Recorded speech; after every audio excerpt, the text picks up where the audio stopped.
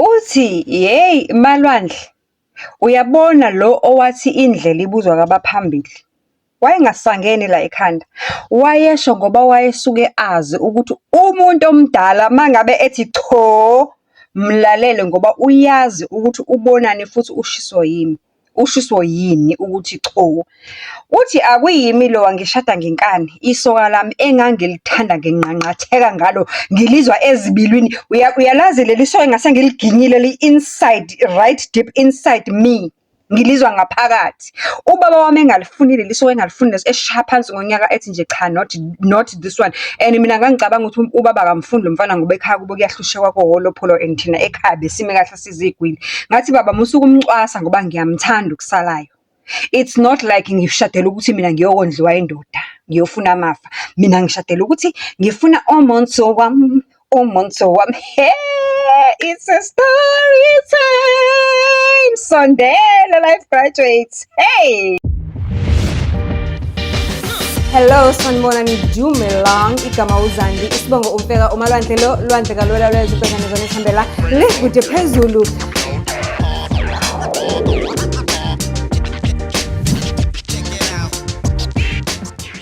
Do join. Uthi Malwandle, iyangishisa, sondela, ungabusaba kude, sondela. Indaba zala ekhaya ziyakhulisa, ziyakha zifundisana ngempilo, siyayibona impilo njengoba ngikubiza life graduates is because nawe ugogodile ngokwesimo sempilo, wathweswa iziqu i-University of Life, i-School of Life sila. Ngithi lalela, mangabe unendaba nawe silibhalele Facebook, sikhona yonke indawo, Facebook, TikTok, Instagram. Uma ukuthi uyanqena nje ukubhala or awukho kulezo zindawo, uvela ugala kadebe nje nge-voice note 071-941-9417 071-941-9417. Ma-life graduates ngaze nganithanda. Bukani stress.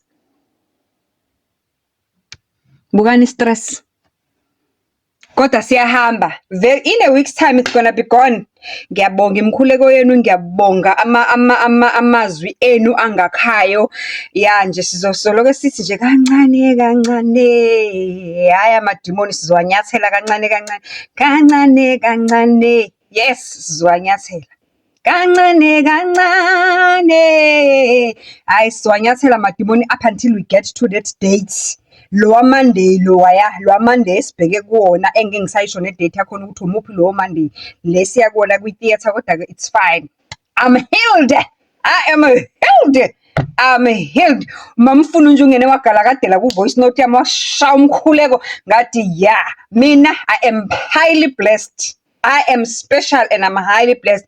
Thank you so much. Kodwa indabila uthi Malwandle ngazi ukuthi ubaba wayebonani kulo mfana le eyayimenza ukuthi amenyanye ngako konke, even ngisho ngomshado, ngosuku lothi lomshado baba wayengekho happy, umzali wayengekho happy, kwaze kwancenga uma wathi hawu baba, kodwa Nkosi yami yekela ingane iyazithandela, kuthiweni ke. Uthi lalela indaba yami Malwandle, sengithe angiyixoxe ngoba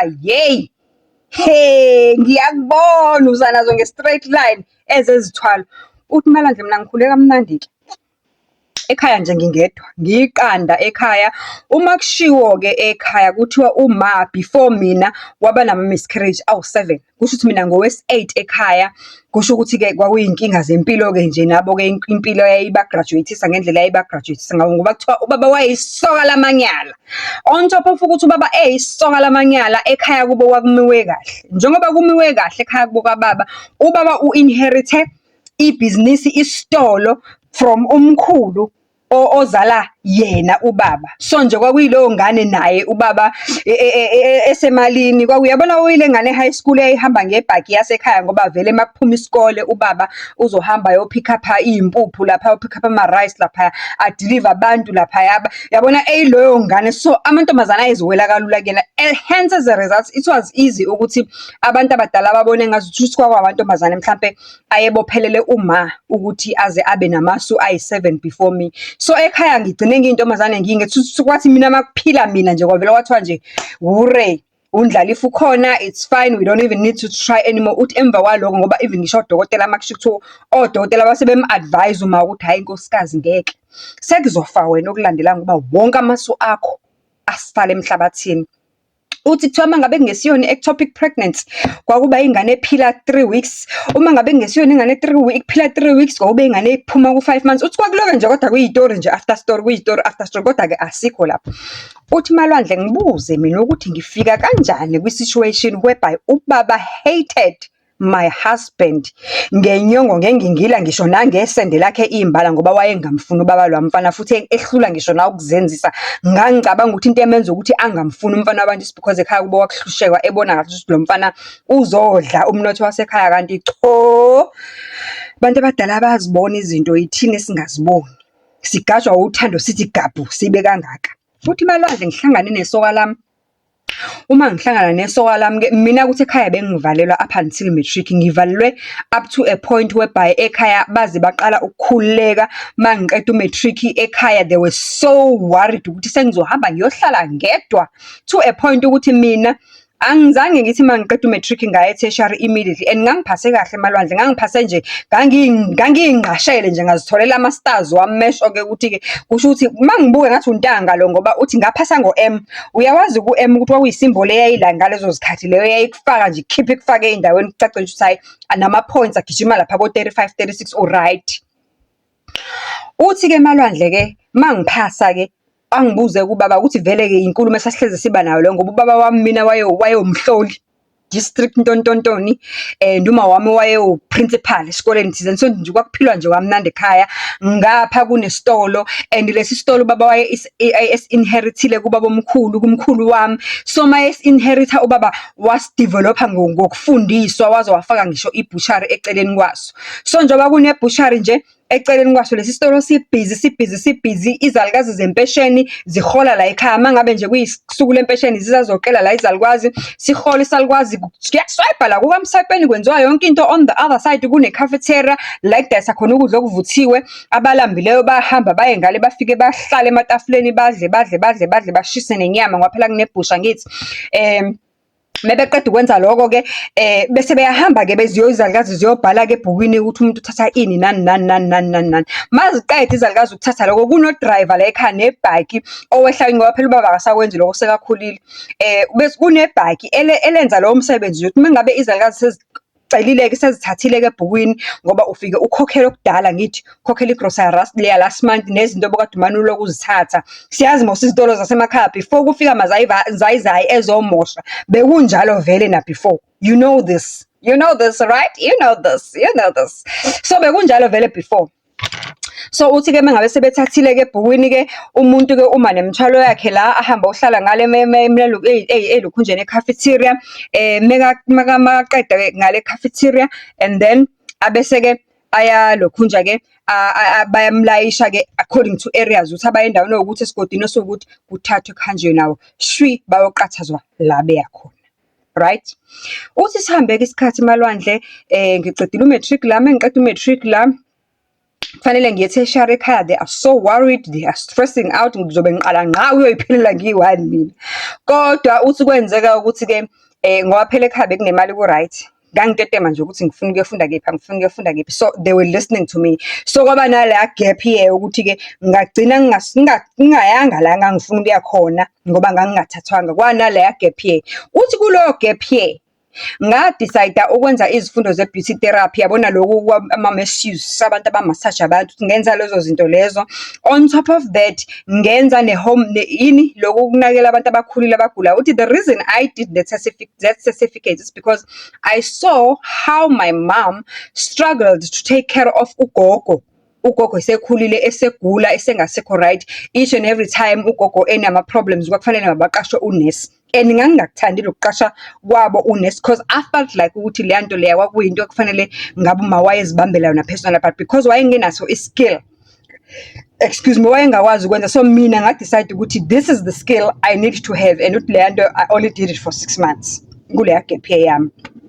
Uthi ke kuleyo gap year ngaphinda ke futhi ngoba vele ukushayela ngase ngikwazi, ngaphinda ke futhi ke ngathola ithuba nje lokuthi ngihambe nje nami estradini ngibona abantu yabona and everything, and then ngagcina sengine license ke formally ngoba ukudriver ngangivele ngikwazi, kodwa ngoba ngangidodoswa kakhulu ubaba wayengisa everywhere I want to go.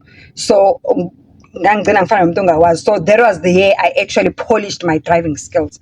Uthi sifike-ke isikhathi ngihambe nge-university. Mangifike e-university uthi uyazi e-university kumnandi ziyakhipha siziphethe. Bona abantu, bona abafana abatsibayo, bona abafana abathi ndiye emfondini, ubona abafana abathi yabo nje mixana yonke into ngapha.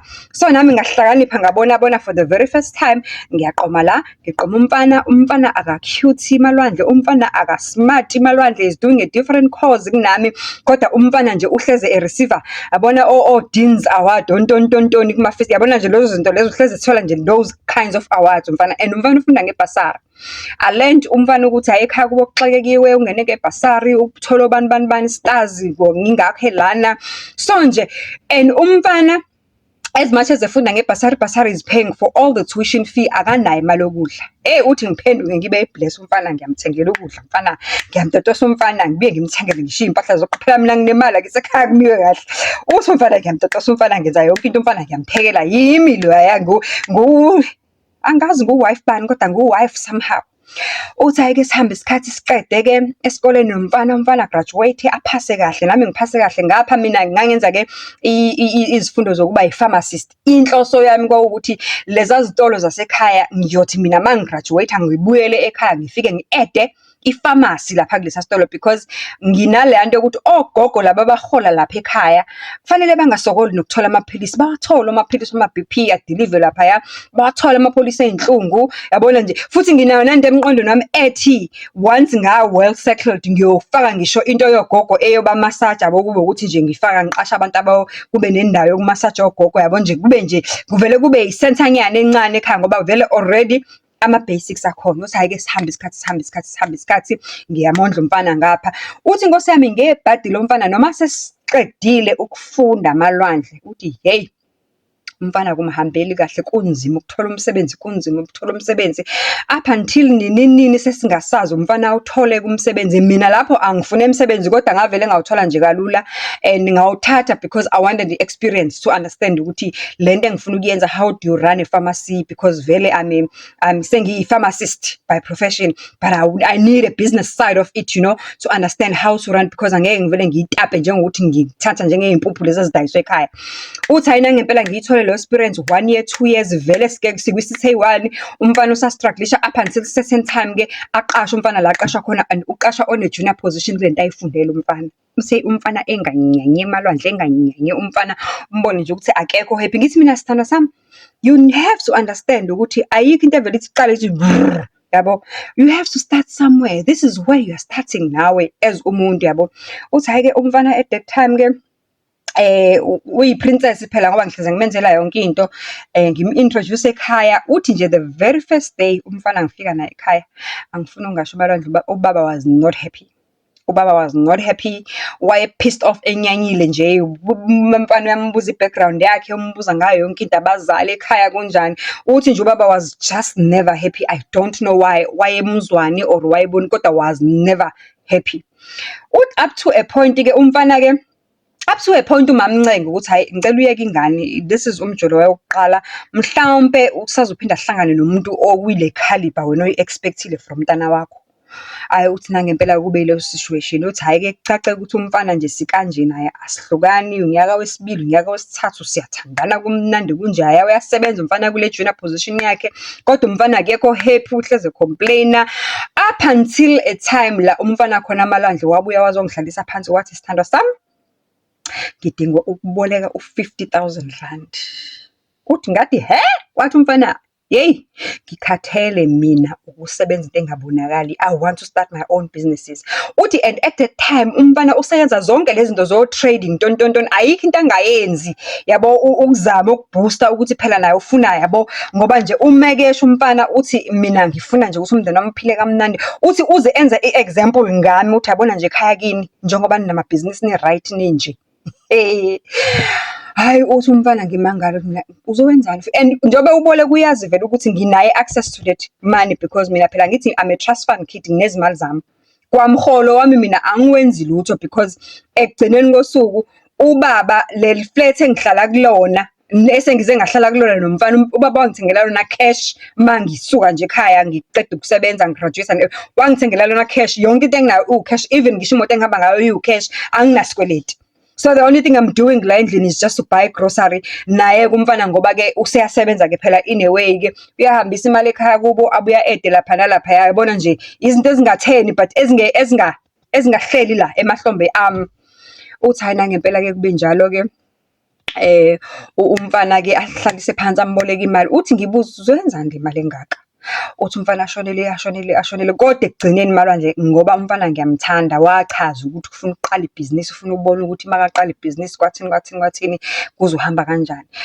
Uthi ngamnika 50,000. Uthi okulandela lapho umfana wangihlalisa phansi wathi sithando sami ngizonyamalala for about 3 weeks.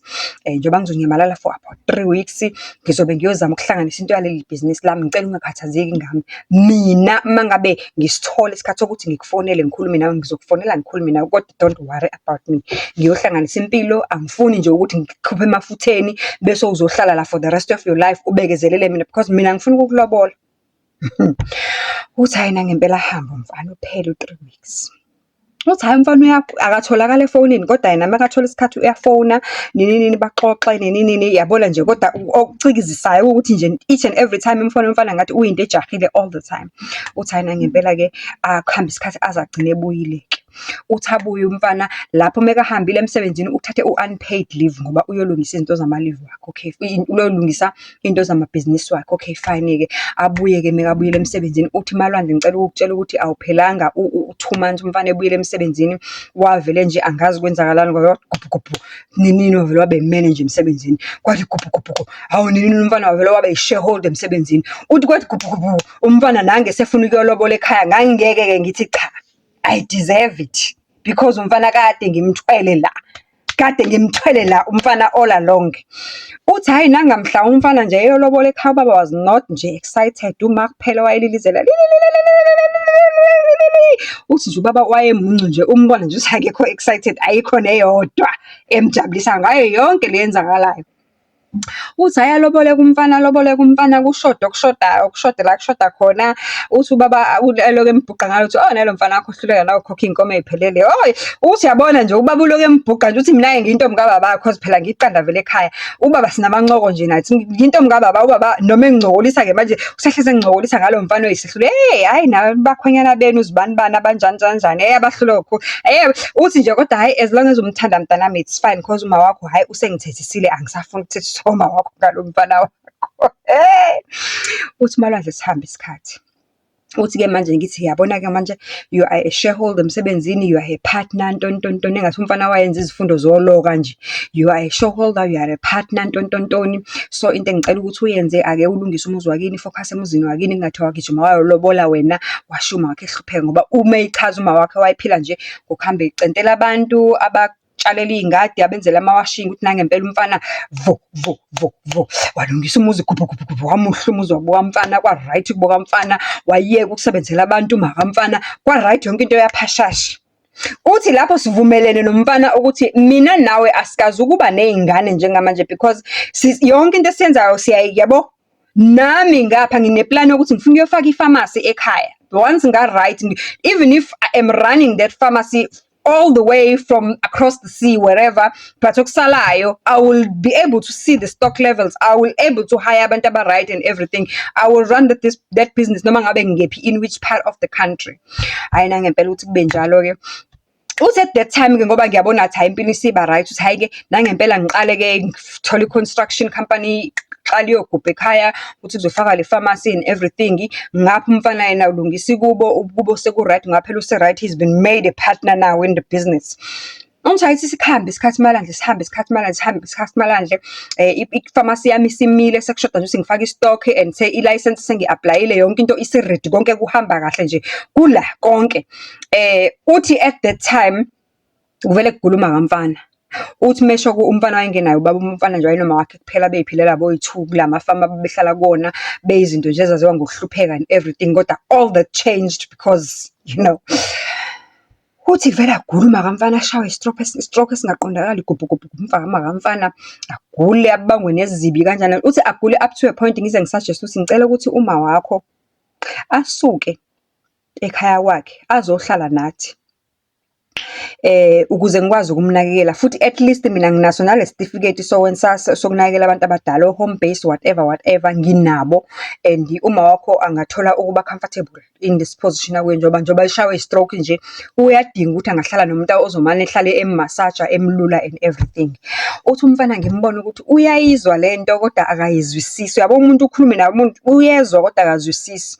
Uthi ayina ngempela ke ekugcineni ngimconvince ke avuma agcine evumile ngoba wayethi yena iargument yakhe yayithi wena you've just started building ulungiselela ukuthi ufake istock lapha ipharmacy iyama and everything. When are you going to be able to get time to focus kunomuntu ogulayo la endlini full time and wena ngapha umiss business lakho and everything and nami I'm constantly not at home and umuntu osisizayo akahlali full time nathi. Uthi so iargument yakhe umfana yayenza isense somehow. Ngithi mina no try me. Let's just do it for 2-3 months and see how it goes. Nangempela bamlanda uma wakhe babuye bazohlala naye leso sikhashanyana.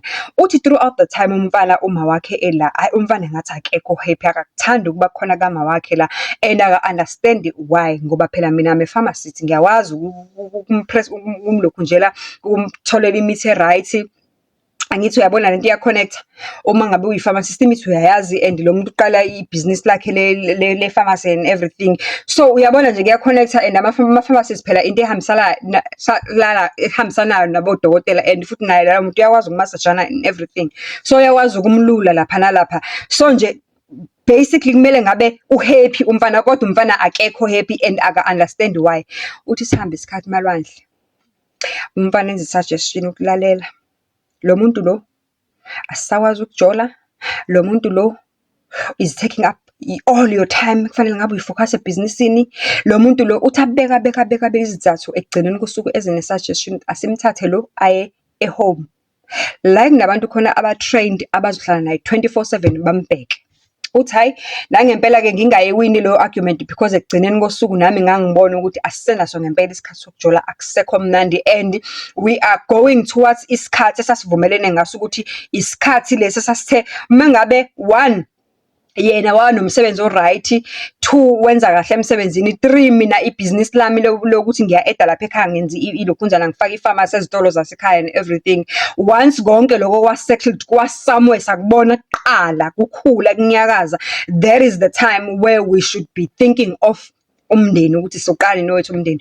Uthathi umfana uyabona ukuthi nje thina ngesakwazi ngisho nokuye holidini umntwana somenza nini kanjani uthi abeka izathu uthi nangempela sigcine simthatha uma wakhe simsapi ehome.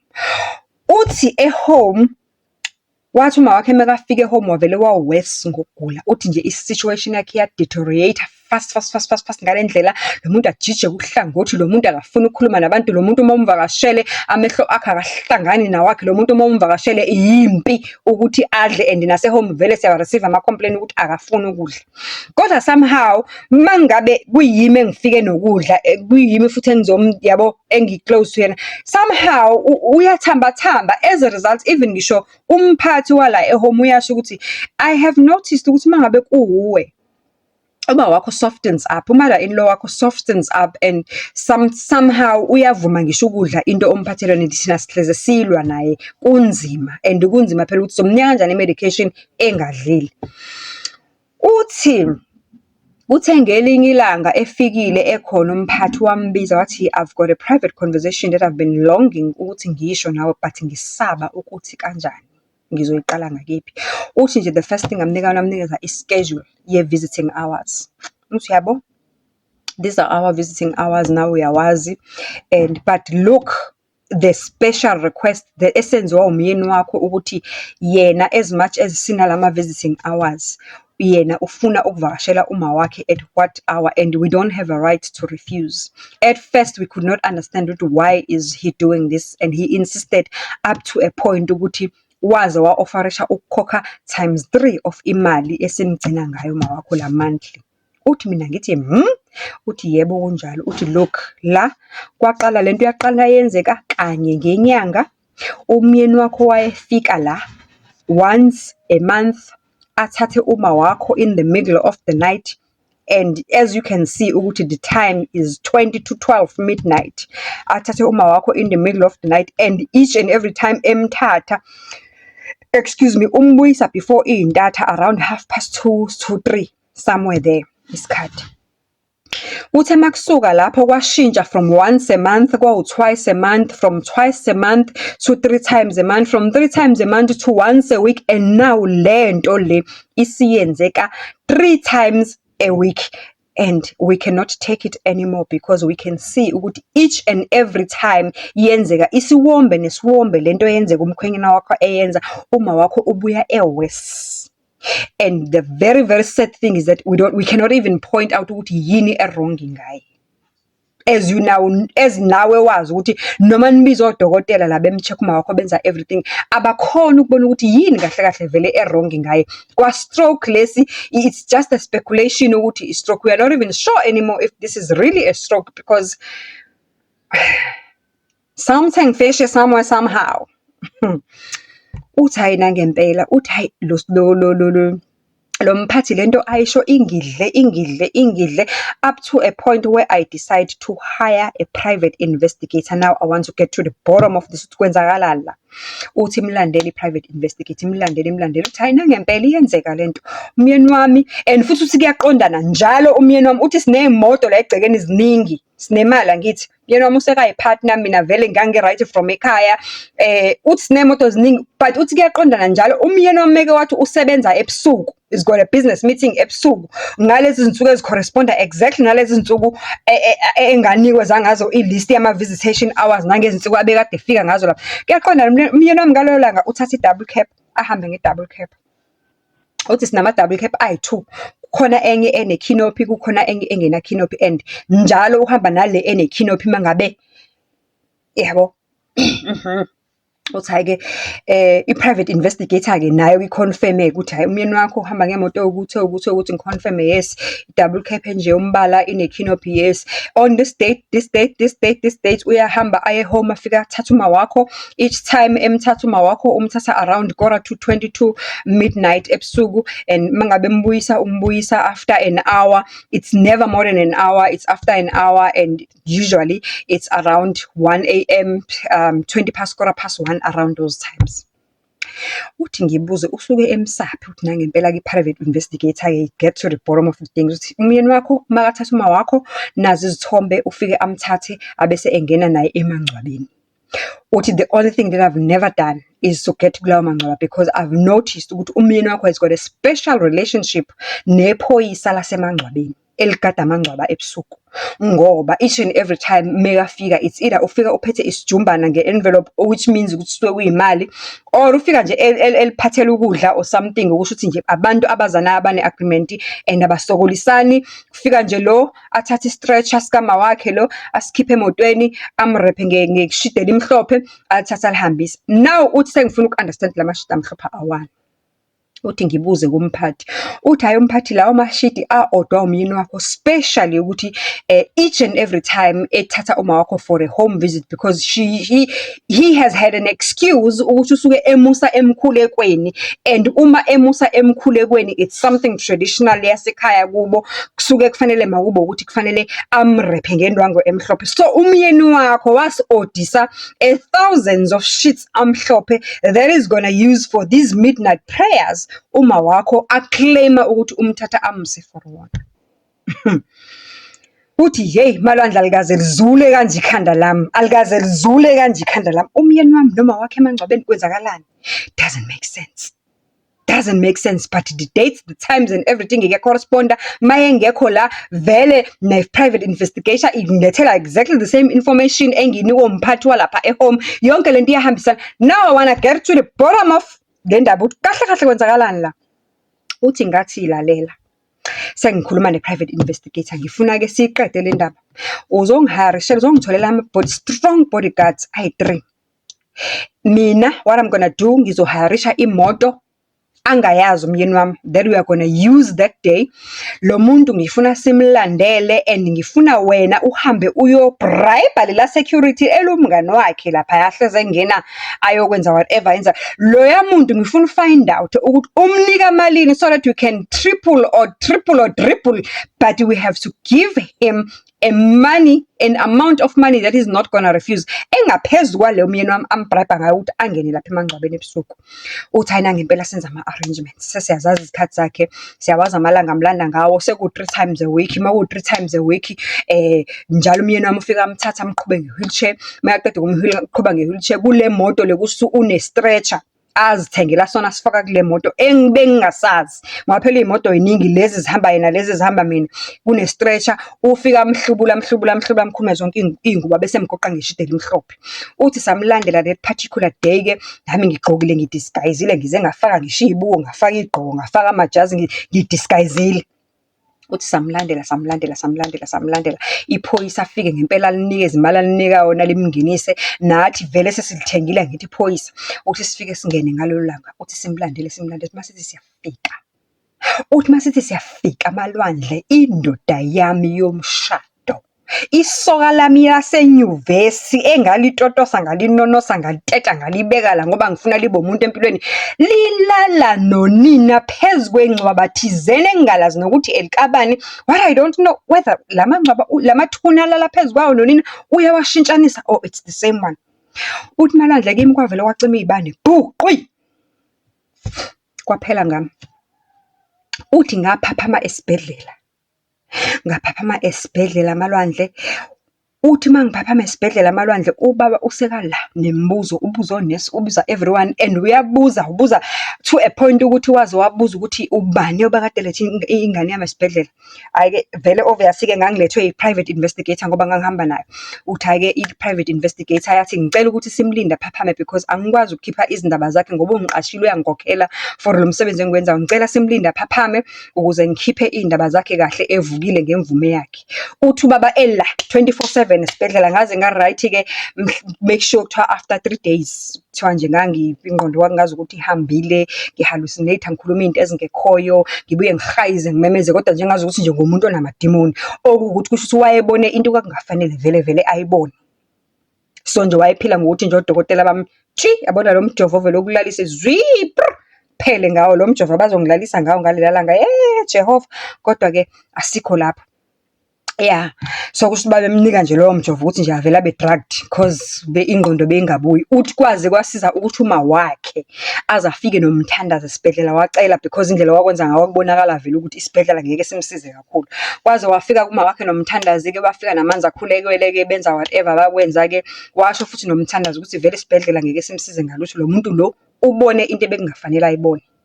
Ingozi le nto ayibonile, and usazodinga ukuthi akhishwe esibhedlela ayokwelashwa nje ngokwesintu ukuze aze abe right completely. Uthi hayi-ke nangempela-ke bamhlala esibhedlela 1-2 days, hayi ngempela acela ubaba wakhe ukuthi hayi ngicela nimdedele, umfazi wami sekhulumile, kufanele ayolashwa ngokwesintu lo muntu. Kodwa-ke i-private investigator, uthi nami ingqondo seyiyaqala yabuya kancane ukuthi hayi ngiyivubele i-private investigator imtshela ubaba indaba ukuthi hayi yazisho indaba.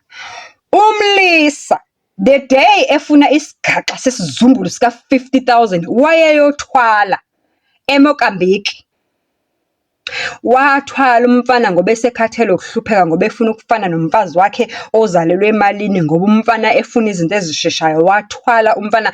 And uthi Malwandle ngicela ukukutshela ukuthi uma ngabe ngikhathanisa till this day, because we were so busy building these businesses, mina mase ngibuyisa kahle ingqondo yami since the time ngibona leya schedule engayinikwa umphathi wase home from the first date, that is the date umyeni wami, those is around the date umyeni wami ayigcine ngayo ukulala nami. Uthi sasilala nje ekamereni elilodwa, everything ekhadlishe, ngicabuza mncane kodwa nje sasiba izinto ezikhathele, kuba ukuthi nje into engenzeki. Futhi funny enough nami ngangingayihalele kodwa ngase ngiyazi phela ngoba this was my first, and bese siyenza sesikade siqalile siyenza impahla enkulu, kodwa nje hayi ngangingayihaleli nje at all. Imikhuba yokuthwala kufanele uhambe uyolanda, ugulise unyoko, usho ukuthi wayethwele ngonina lo muntu, ugulise unyoko to a point ukuthi uyolala naye emangcwabeni, okusho ukuthi kwa-stroke isikanina nje wababesola ehome ukuthi ama-symptoms awahlangani. Kusho ukuthi wayevalwe izilwane zakhe, hhayi ngoba kwakuyi-stroke sangempela, wayevalwe izilwane zakhe ukuthi angakhuluma, angazathi vu ukuthi kwenzakalani. Mina ngiyanisaba nezithwalo. Mina ngiyakitshaba. Iyo, usafuna ukuyotwala? Bye bye. Ubuye uzosixoxela ukuthi kwenzekeni.